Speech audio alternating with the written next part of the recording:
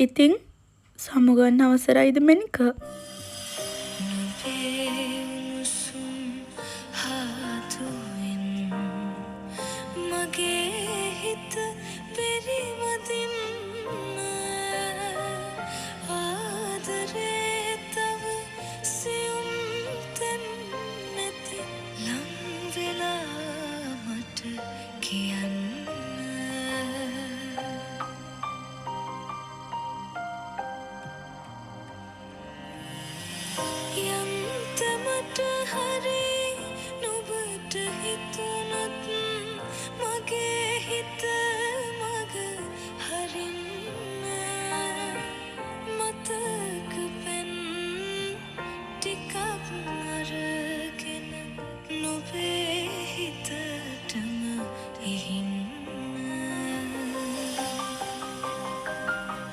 මම දන්නේ ඔයාගේ කතාව කොහොම කියන්නද කියලා.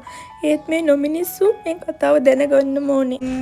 අර අලුගොඩේ ඉන්න නැගිටින කුරුල්ලා ෆීනික්ස් කියමු අපි යන් ෆීනික්ස් ඔන්නේ ඉතින් සුදු කෙල්ල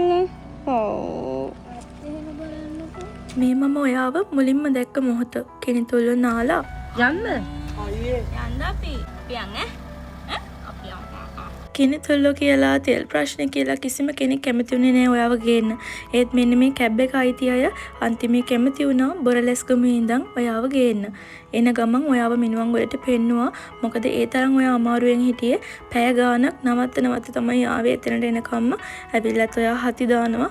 ඉතින් පුළුවන් ඉක්මනින් පරිස්සමින් ඔයාව මුලින්ම පශු වෛද්‍ය ප්‍රතිකාර වෙනුවෙන් යොමු කළා. ඔයා ගොඩාක් අමාරුවෙන් හිටියේ. දන්නවද ඔයා හින්දා මට ගොඩාක් හොඳ මිනිස්සු හම්බුණා. මේ ඉන්නේ වාහනේ දුන්න දෙන්න. ඉතින් ඔයාව වඩාගෙන අරගෙන එදා වෙට් එකට ගිය පාර එක දිගට මාසයක් ඔයාව එහෙ තියාගන්න උනා. මොකද ඔයාව ගෙනියන්න පුළුවන් තත්ත්වයක හිටියේ නැහැ. නුවරටම ගේන්න හිතාගෙන හිටියත් ඔයාගේ ලේ හොඳටම අඩුයි. ඉතින් ඔයාට ජීවත් වෙන්න තරම්වත් ලේ නැලු. මේ විදිහට ග්ලූකෝස් බලපුදා, මයික්‍රෝෆයිලේරියා බලපුදා, ඔයාව ස්කෑන් කරපුදා, ඔයාගේ ලේ ගත්තදා එදා ඉඳන් මේ හැමදේම එක දිගට ඔයාට කරන්න උනා. ඔයාව නුවර ගෙනියන්න බැරි තත්ත්වයක ඉන්න නිසා ඔයාට බෙහෙත් දීලා අවශ්‍ය හැමදේම මම ගත්තා.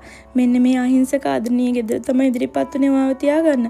ඔයාව බෙහෙත් කරන තැනට ළඟම විනාඩි 5ක්වත් දුර නැති තැනක් මං හොයාගත්තේ. ඒ තරම්වත් ඔයාව මහන්සි කරන්න ඕනේ උනේ නැහැ. මොකද ඔයා ඉන්න තත්ත්වෙත් එක්ක. ඉතින් ඔයත් එක්කම වැටිලා ඔයාට බෙහෙත් දුන්නා. ඔයාව පිරිසිදු කරා.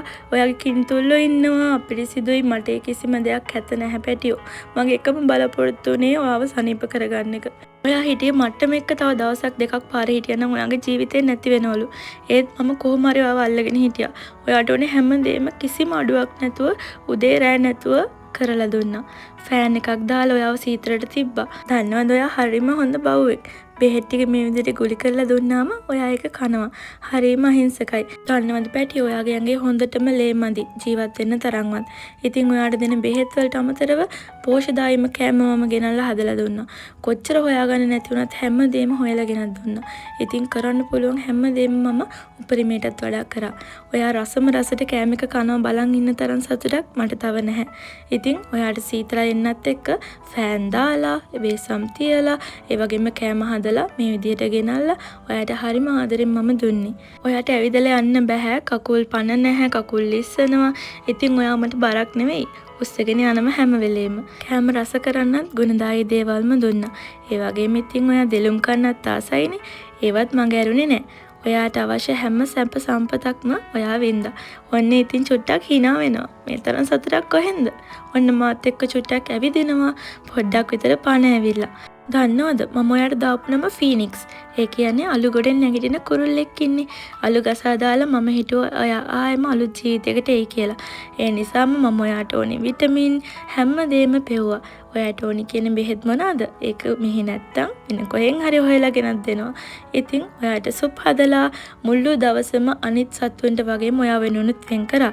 ඒ අතරම මේ වගේ චූටි බබාලා ගොඩාක් මම බේරගෙන ගෙවලුත් හොයලා දුන්නා. මොකද ඔයා වගේම තව අහිංසකයෝ ගොඩාක් ඉන්නවා මම පිහිට වෙන. ඉතින් මේ පිනුත් ඔයාට අනුමෝදන් වෙන්න ඕනේ පැටියෝ. මම කරලා තියෙන හැම හොඳ වැඩක්ම. ඒ අතරතුර මේ විදිහට වෙන් කරලා ඔයාට සුප් වර්ග කෑම වර්ග හදාගෙන පැය 12න් 12 වෙට්ටකට අරන් යනවා. ලේ ගන්නවා දවස් 3න් 3ට උදේ හවස IV දෙනවා. ඇඟට සේලයින් දෙනවා. වෙලාවකට වැස්ස, වෙලාවකට අවුව කිසි දෙයක් මට ප්‍රශ්නයක් වුණේ නැහැ. මගේ ගොඩාක් දේවල් මගේ අරුණ ඒ දවස් ටිකට කරගන්න ඕනේ. ඒත් ඔයා වෙනුවෙන් මම එක තප්පරයක් නොසැලී ඔයා වෙනුවෙන්ම හිටියා. ඉතින් අන්තිමේ ඔයා මා ළඟට තනියම ආවිදගෙන ඉතින් කියන්නකෝ ආදරේ කියලා නේද කිව්වේ? එහෙම නැත්නම් ඔයා මට ස්තුති කළාද? නැත්නම් තව රස කෑමක් ඉල්ලුවද? ඔයා ආස මොනවාද? ඒ හැමදේම ඉතින් අක්කියට දුන්නානේ. මට කිසිම පසුතැවීමක් නැහැ. ඔයා වෙනුවෙන් මම හැමදේම කැප කරා පැටියෝ. ඒ විතරක් නෙමෙයි දවස්වල සමහර ආයුර්වේද බෙහෙත් වර්ග හොයාගන්න නැති වෙද්දි මිනිස්සු කීප දෙනෙක් ඒවා ගෙනල්ලා දුන්නා. විශේෂයෙන් නිර්මුල්ලිය වගේ දේවල්. එයාටත් මම මේ මොහොතේ ස්තුතිවන්ත වෙනවා. මේ තියෙන ඔයාට ගන්න දේවල් ඔයාගේ ඇඟේ කිනි තුල්ල පිරීලා සෑහෙන කාලයක් ඒවා අයින් කරා. ඒක සතේ බේරන්න මේ පණ තියෙන සත්තු දහස් ගණනක් බැරි වෙන්නේ. ඒගොල්ලන්වත් පරිස්සම් තැන් වලට අයින් කරා. ඊළඟට කෑම හදලා අවශ්‍ය හැම දෙයක්ම දුන්නා.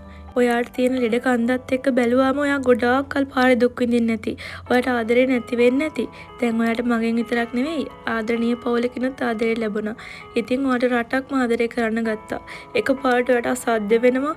ආයෙ මොව නැගිටලා ඉන්නවා. ආයෙම අසාධ්‍ය වෙනවා. ඔයා මාව ගොඩාක් පාරක් බය කරා පැටියෝ.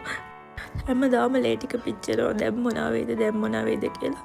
ඉතින් මම මේ දේවල් බෙදාගන්නේ මිනිස්සු දැනගන්න ඕනේ සතෙක් හදනවා නම් හරියට හදන්න. එහෙම බැයි නම් නොහදා ඉන්න ඕනේ. මෙච්චර කැපකිරීමක් කරන්න වෙනවා අනිවාර්යෙන් සතෙක් හදනවා නම්. ඒ දේවල් බැරි නම් පැටවු අරගෙන සත්තු හදලා පාරවල් ගානේ දාන්න එපා. මේ විදිහට කටු ගහලා යාලට රිද්දන්න වෙනවා.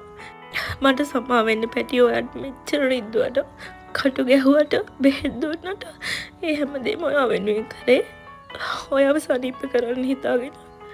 ඉතින් ඔයාට රිදෙන්නේ නැති දවස ගානේ පරීක්ෂණ ගොඩාක් කරා. ඔයාගේ ප්ලීහාව ඉදිමිලා තියෙන්නේ මේ ස්කෑන් එක කරන්න එකට. ඒක බැලුවා. ඒ වගේ මොඩ මූත්‍රා කරන්න බෑ. බට දාලා අන්තිමට මූත්‍රා ඉවත් කරන්න උනා.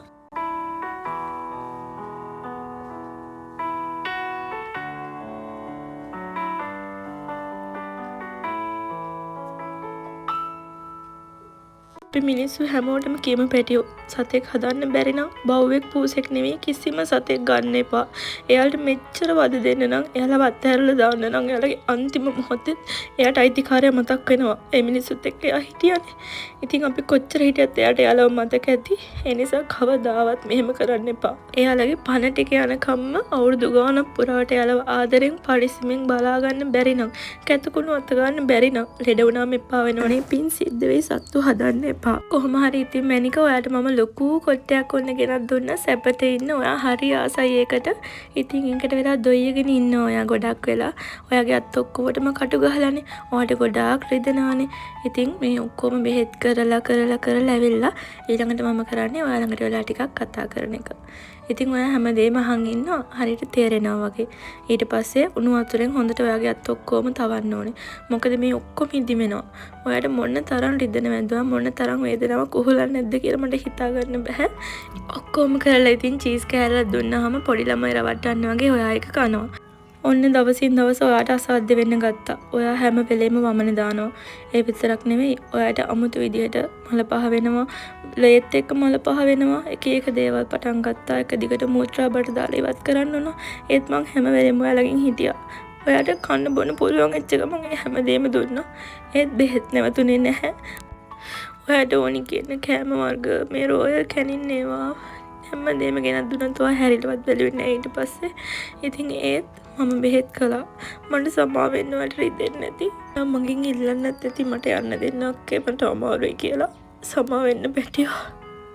මම උපරිම try කරා. ඔයාගේ ග්ලූකෝස් මට්ටම හරියම දරුණු විදියට අඩු වැඩි වෙනවා. ඉතින් පැය දෙකෙන් දෙකට වට ග්ලූකෝස් දෙන්න වුණා. ඒ වගේම සැරින් සැරේට සේලයින් දෙන්න වුණා. ඉතින් ඔය තුරුල් කරගෙන ඔයත් එක්ක කතා කර පුදුමාකාර විදියට මම ඔයාගේ ළඟින් හිටියා. එහෙම නැල්ල වගේ.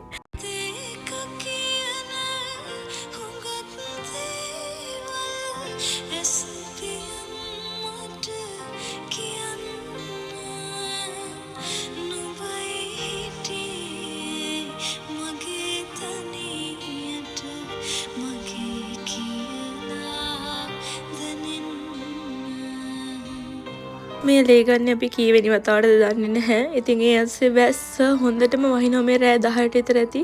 ඒත් ඔයාව චුට්ටක්වත් තෙමන්න නැතුව හරි පරිස්සමෙන් අරගෙන ගියා. හරියටම ඔයාව චූටි බබෙක් බලා ගන්නවා වගේ තමයි බලාගත්තේ. ඉතින් බෙහෙත් කරලා මොන්න ඔයාගේ පොත් දෙකක් ඉවර වෙලා. ඉතින් ඔයාට බෙහෙත් කරලා චුට්ටක් නැගිටින්න පුළුවන් වුණු ගමන් අර ළමයිගේ ගෙදර දැන් මාසයක් තිස්සේ තියන් හිටපු හින්දා ඔන්න ඔයාව නුවර අරන් යනවා. මෙයාගේ ළමයි ආවේ එක්කන් යන්න. ඉතින් එදා රෑ තිස්සේ පැයෙන් පැය නවත්ත ඔයාගේ ග්ලූකෝස් බල යනකම්ම අරගෙන ගියා. ඉතින් ඔයා දොයියගෙන හිටියා මේ මාලිගාව ළඟ රෑ 12ට විතර ඇති. ඉතින් පරිස්සමෙන් ඔයාව ගෙනිච්චා. මේනි ඔයාගේ බරව පණුව එක ඩ්‍රොප් එක ෆීල්ඩ් එකක 15ක් විතර ඉන්නවා. ඒ කියන්නේ වගේ කෝටි ගාණක් ඇති බරව පණුව ලේවල. ඉතින් එක දිගට බෙහෙත් කරා, සුප් එව්වා, මේ කර්ඩ් දුන්නා, යෝගට් දුන්නා, කැරට් ජූස් වා බොන්න කැමතිත් නැහැ. ඒත් ඉතින් ඔයා වෙනුවෙන් අන්තිම මොහොත වෙනකම්ම ෆයිට් කරා අක්කි.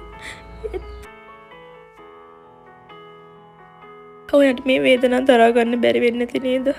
ඉතින් ඔයාට අමාරු නිසා යන්නේ නැති. ඔයා වෙනුවෙන් මම නොකරපු පිනක් නැහැ පැටියෝ. ඉතින් ඔයා හොඳ තැනක ඉපදෙන්න ඕනේ. යහපත් මනුසාත්මක මේ දුකින් පිරුණු මූණ මම හිනාවෙන් පිරෙව්වා මාස 2කට හරි. ඉතින් අක්කි නවතිනවා.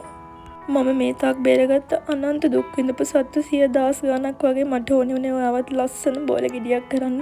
ඔයා සතුටින් ලස්සනට ඉන්නවා බලන්න. ඒත් මට ඒක බැරි වුණා. ඉතින්